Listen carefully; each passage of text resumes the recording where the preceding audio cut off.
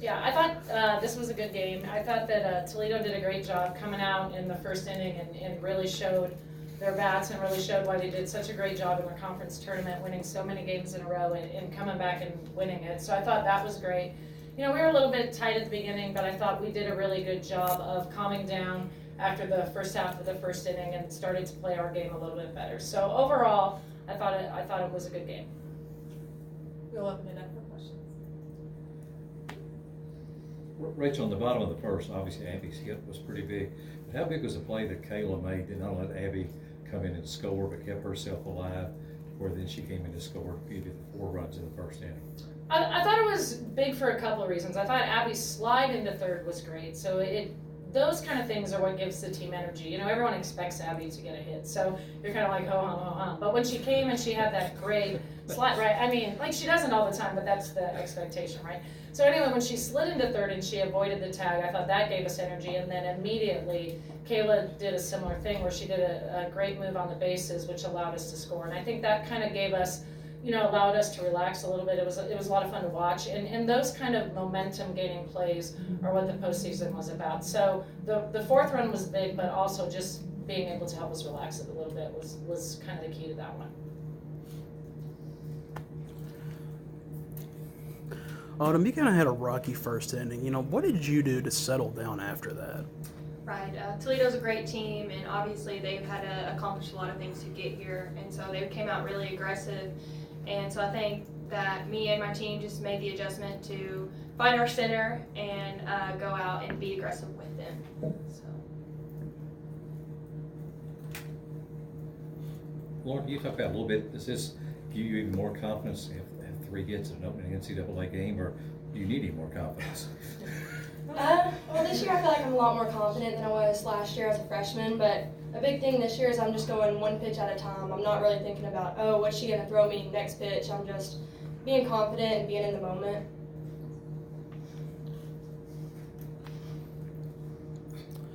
Coach, you brought Megan out to pitch the last 2 innings. How do you assess her performance?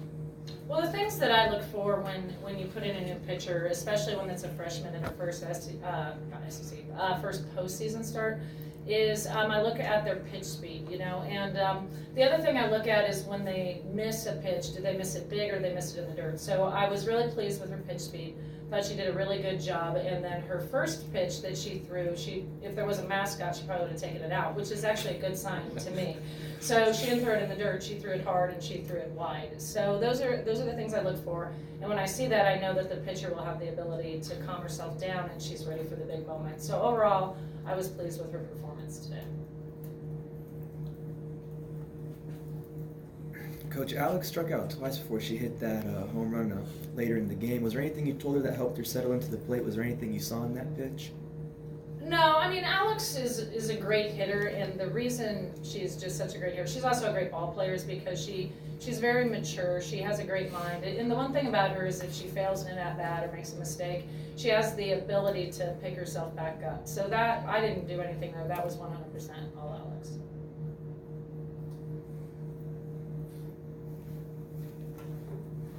So Rachel, do you know your pitching plans for tomorrow? And what is Grace's status? Is she healthy and available if you decide to go with her or not? Well, as of right now, she is available.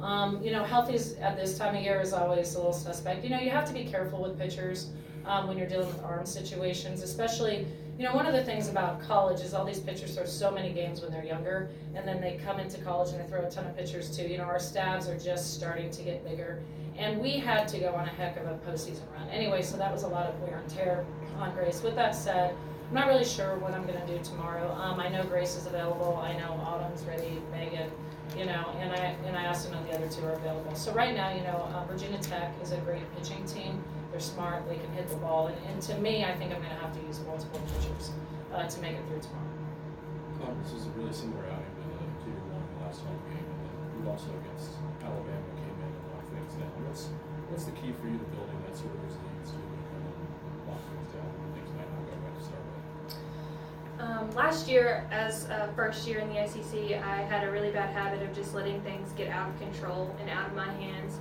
And so one thing that I've learned this year is if things are starting to go south or if they are not going as planned, that I learned to just take a breath and figure out what needs to be done in that moment, in that pitch, to get the job done.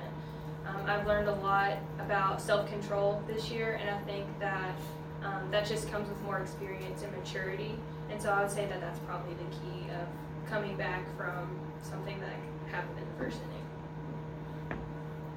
Coach, after Abby's been hitting the first inning so much, it was pressing and maybe a little more impatient in the subsequent at-bats. You say anything to her? Well, yeah, we were back to the old days where I yell at Abby and she doesn't like it. So, but it's a relationship we've cultivated over 4 years because she's such a good player. And like I said, if she had any fault at all, she's always wants to hit the 5-run home run and do things for her team. She's a very good teammate like that. So it's my role. That's why I guess I get the big bucks, to make sure that I try to keep her in the moment.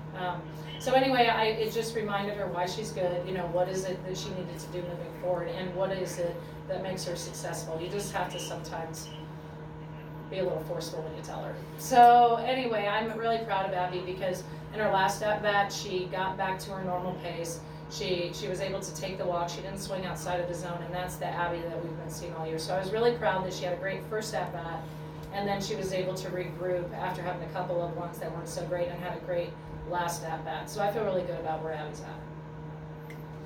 We were cruising until the 5th, and your defense really picked you up there. What did you see from them? That's always something that a pitcher loves to see, is the girls behind her working really hard for her. And all credit to them because they put in so much work every day to be able to do that. But it's definitely relieving when you see them making plays like that. It makes my job so much easier. Lauren, just curious, what was kind of the mindset after the top of the first inning when y'all gave up 2 runs and you came into the dugout as a coach over here screaming, encouraging, and kind of what was going through your mind as you watched the players in front of you getting the hits and piling up some runs? We're kind of an answer back team, so whenever they put up 2 runs, all of us came to the dugout, we got together, and we were like, it's 2 runs. We can easily, every game this year, we have scored a lot of runs, and we have faith in our teammates. So whenever Jenny started out the game getting on base, we knew we were going to go on roll. So no screaming? Nope. Not yet.